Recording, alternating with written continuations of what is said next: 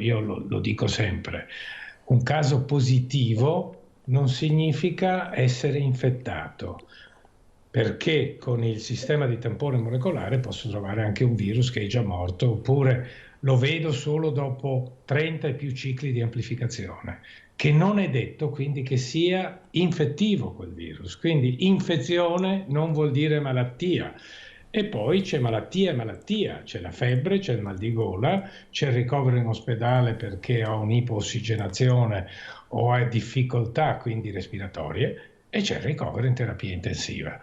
Quindi dobbiamo pensare a tutto ciò e considerare soprattutto, ecco, che l'impatto e soprattutto la letalità, se considerata in studi che sono stati condotti misurando la produzione di anticorpi, quindi la circolazione reale del virus, la letalità si aggira dallo 0,3 allo 0,6%.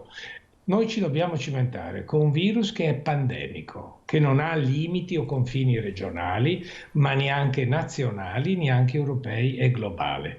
È un virus nuovo che ha una grande affinità per le nostre cellule. Sicuramente è un virus cinese, diciamolo, ripetiamo, non è colpa di Trump o di Johnson, di Bolsonaro che hanno sottovalutato la situazione. È un virus che viene dalla Cina, è un virus che circola da settembre del 2019 e questo ce lo dice in maniera inequivocabile.